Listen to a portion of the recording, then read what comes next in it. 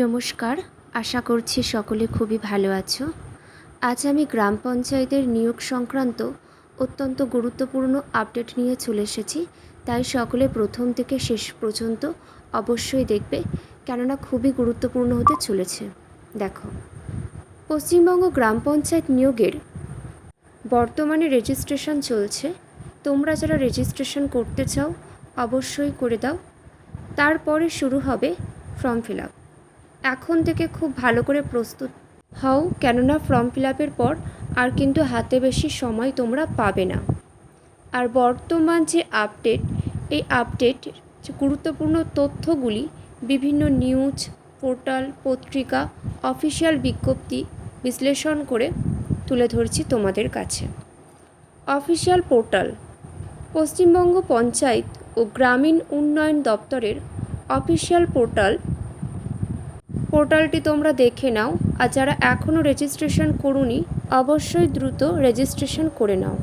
দেখো, প্রার্থীদের জন্য এককালীন ওয়ান টাইম রেজিস্ট্রেশন এবং প্রোফাইল তৈরির প্রক্রিয়া চালু করা হয়েছে। তোমরা দ্রুত এগুলো করে নাও। অর্থাৎ যে কোনো পদে আবেদন করার আগে প্রার্থীদের এই পোর্টালে নাম, তাদের কোয়ালিফিকেশান, শিক্ষাগত যোগ্যতা এবং ফটো, সিগনেচার ইত্যাদি জিনিসগুলি আপলোড করতে হবে। আপলোড করে প্রোফাইল বানিয়ে নিতে হবে। নির্দিষ্ট পদে ফর্ম ফিল আপ ও শূন্য পদ। দেখো, মোট শূন্য পদের সংখ্যা বাড়িয়ে প্রায় 11,000-এর বেশি করা হয়েছে বর্তমানে। বুঝতেই পারছ শূন্য পদের সংখ্যা অনেকটাই। তাই তোমাদেরকে খুব ভালো করে পড়াশোনা করতে হবে। ফর্ম ফিল আপের পর আর বেশি সময় পাবে না। দেখো, যার মধ্যে রয়েছে গ্রাম পঞ্চায়েত কর্মী, সহায়ক, ডাটা এন্ট্রি অপারেটর, নির্বাহী সহকারী এবং নির্মাণ সহায়ক ইত্যাদি বিভিন্ন রকম পদ রয়েছে। প্রতিটি জেলার জন্য পৃথক বিজ্ঞপ্তি, ডিস্ট্রিক্ট লেভেল সিলেকশন এবং নির্দিষ্ট পদে সরাসরি দরখাস্ত জমা দেওয়ার চূড়ান্ত তারিখ বা শূন্য পদ ভিত্তিক সমস্ত দেখতেই পাচ্ছ কার্যাবলী চলছে। বিভিন্ন সংবাদ মাধ্যম ওখানে কি বলা হচ্ছে দেখে নাও।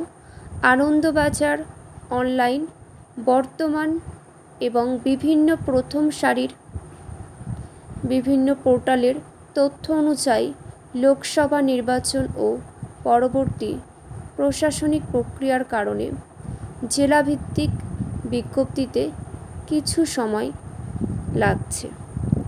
খুব দ্রুত নোটিফিকেশান জারি করা হবে। আবেদনের চূড়ান্ত তারিখও কিন্তু ঘোষিত করা হবে। দেখো, যে কোনো চাকরির পরীক্ষা দেওয়ার আগে ভালো করে সিলেবাসটাকে দেখতে হবে। সেই সিলেবাসের মধ্যে যে সমস্ত টপিকগুলি আছে ভালো করে পড়তে হবে। তার সাথে আরেকটি গুরুত্বপূর্ণ বিষয় হলো প্রিভিয়াস ইয়ারের কোয়েশ্চেন, সেগুলো কালেক্ট করতে হবে। প্রশ্নগুলি তোমাদেরকে অ্যানালাইসিস করে দেখতে হবে কেমন ধরনের প্রশ্ন ছিল, কেমন টাইপের ব্যাকরণ এসেছিল, কেমন ধরনের অঙ্ক এসেছিল, ইংরাজি সমস্ত কিছু কিন্তু ভালো করে তোমাদেরকে দেখতে হবে।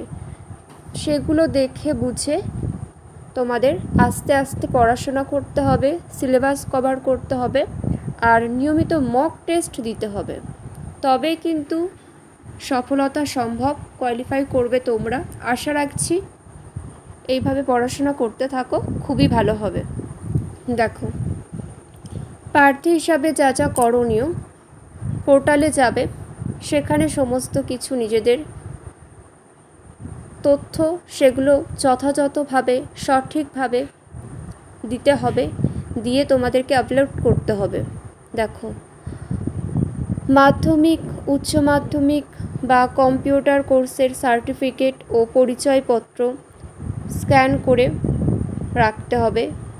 নিয়মিত পঞ্চায়েতের যে অফিসিয়াল ওয়েবসাইট আছে সেই অফিসিয়াল ওয়েবসাইট কিন্তু ফলো করতে হবে। থার্ড পার্টি কোনো ওয়েবসাইটে গিয়ে কিন্তু তোমরা ক্লিক করবে না, সেক্ষেত্রে অনেক সমস্যায় পড়তে হতে পারে। তোমাদের ব্যক্তিগত তথ্য অন্য জায়গায় চলে যেতে পারে এবং ব্যাংকের অ্যাকাউন্ট, তোমাদের ব্যালেন্সও ফাঁকা হয়ে যেতে পারে, এমন বহু মানুষের হয়েছে। তাই এই সমস্ত দিকগুলোই তোমাদেরকে বিশেষ সতর্কতা অবশ্যই অবলম্বন করতে হবে। দেখে নাও। সকলে খুবই ভালো থেকো। আজ এতটুকুই।